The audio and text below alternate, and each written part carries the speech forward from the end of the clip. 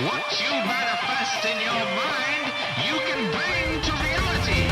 Birds of Prey and the Fantabulous Emancipation of One, Harley Quinn, just came out in theaters, and I gotta say, I had a lot of fun at this movie.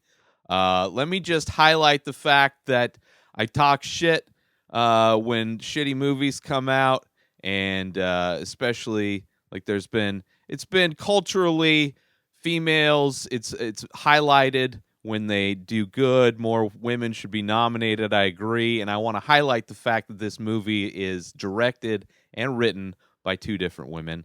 Cathy Yan directed. Christina Hodson wrote the movie, and I had a lot of fun going into this movie. Not the bar was very low. Let's put it that way. The most recent DC films, aside from Joker, I think Joker is probably the best best DC film to come out since the Dark Knight trilogy. This, I would say, would be the second best. All of the Batman versus Superman, all the Suicide Squad, they're all garbage. They're all so bad. Wonder Woman was decent, okay. Like, I just didn't hate being in the theater, but I wasn't a big fan of the movie necessarily. I was just glad it wasn't just a complete waste of time. And then Aquaman was whatever. It was like below average, but still I didn't hate myself that I spent time sitting in a theater watching slow-mo shots of like bad storytelling. This movie was not that. This movie was a lot of fun, which changed my mind. Which, I mean, doesn't change my mind, but I'm happy to see that the DC franchise has the potential to put out some good movies. And they don't need to do a whole they don't have to try and copy Marvel and try and do this whole universe of complicated whatever. Just put out good movies. Like, can we at least get to that level? If every movie is going to be a comic book adaptation or a reboot or a side boot or a sequel, like there's no new properties. If we're not going to be original in any way, can at least we like focused on quality? Can we do a good quality film? Please, like, can somebody watch the movie before they put it out? You know, and like say it's like, oh, this is not a cohesive story whatsoever. But anyway, this movie, I mean, and it's surprising. It's released similar timing as Deadpool, that it has that kind of feeling of Deadpool. It's almost as if you took the action and kind of lighthearted, like comedy, fun action movie, and you marry that with kind of the plot of John Wick 2, where it's the main characters just constantly being attacked from all angles. You kind of get that constant pressure and tenseness. You put those together, and that's what you get. Great female cast as well.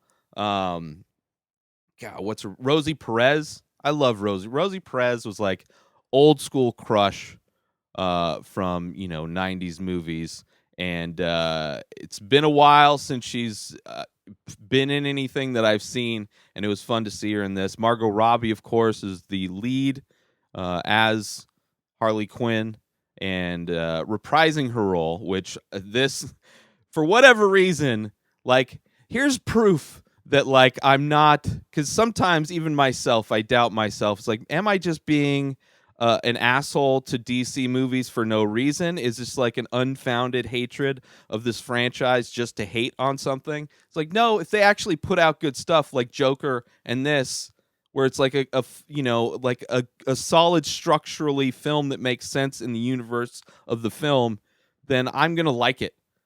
And this had that. It knew what kind of movie it was. Margot Robbie not only is the lead, she's also the narrator. And the way the movie is told, the way it's narrated, it's less of a narration of a film and more of Harley Quinn telling this story of narration, and in a storytelling way that somebody like Harley Quinn would tell a story where you're constantly throughout telling the story.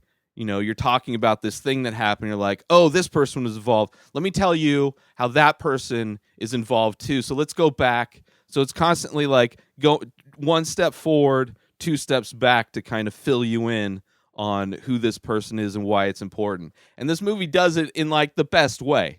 You know, unlike me, who I'll go on a tangent. I'll be like, oh, let me kind of go deeper on this point to kind of flesh out what I mean. Sometimes I'll end up in a dark alley and not know how I got there, how to get back to my original point. I'll just have to, I'm chopping through forests, just trying to find some remnants of a trail that I used to be on.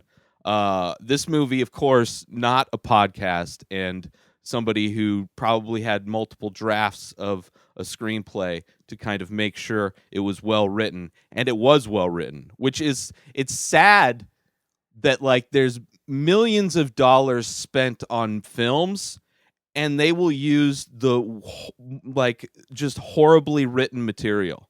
It is amazing that studios will spend millions of dollars making movies based on horrible foundations, like just bad writing. This one, amazing writing, from the dialogue to just the structure of the way the movie is told.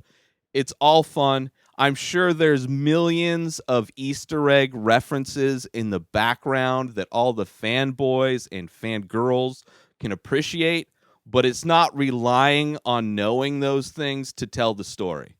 Because I don't know anything about this character at all. I don't know a damn the only thing I know about Harley Quinn is from the Suicide Squad movie, and that was a horrible movie. That was one of the worst. That it was just embarrassing that like I know people that like that movie, for like non-sarcastic reasons. But yeah, this is one of those times where I kind of went down an alley.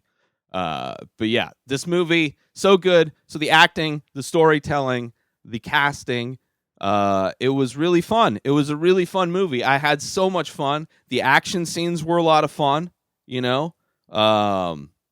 Just, and done, like everything was done in kind of a similar but a fresh way. Like it was kind of like Deadpool, but definitely geared.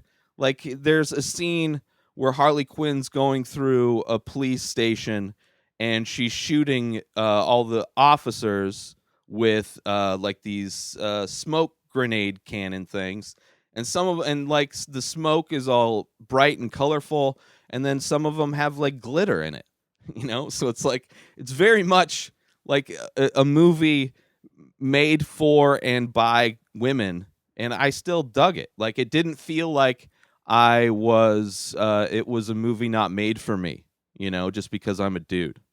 And it didn't feel like it was a movie not made for me because I'm not well versed in the DC universe. Like so many of the DC movies, you have to have done your homework to understand what's going on in the movie. This movie, not at all. You go in, you don't have to know anything. You don't have to watch a previous film. You don't have to worry about post credit, which there might be post credit. I didn't stay for it. I don't stay for those. I don't. That's not how I'm not. This is not like long-term homework for me. I'm just going in to be entertained. I want to see a good story. Now, if there are connecting things that I can get outside of that add to it, I'm all fine with that. But let's start with a good story. And this one did it. And I had a lot of fun. And I think everybody should go see it. I hope it does well. It's kind of, I mean, it's a weird time of year. There's really nothing good out in theaters except for, you know, the Academy screenings of movies that are being nominated, which for sure go check out Parasite. If you haven't seen it yet, it's just a great movie, great ride. But this one, if you're looking for something fun that, you know, I'm sure I could rewatch this and nitpick things that like maybe plot holes or whatever. But I really enjoyed it. And what's his face was really, really fun in it too. Like the only dude, not the only dude, but Ewan McGregor. He kind of plays the kind of the villain in it as well. And I thought he was great. But yeah, go check it out. Birds of Prey and the fantabulous emancipation of one Harley Quinn, out in theaters now. New episodes of The Ray Taylor Show come out every single day. Subscribe on IGTV, YouTube, and everywhere else podcasts are found. Go buy my artwork over at inspireddisorder.com and save 25% when you use coupon code RTS. Follow me on social media at Ray Taylor. Have a wonderful day, everybody. Peace out!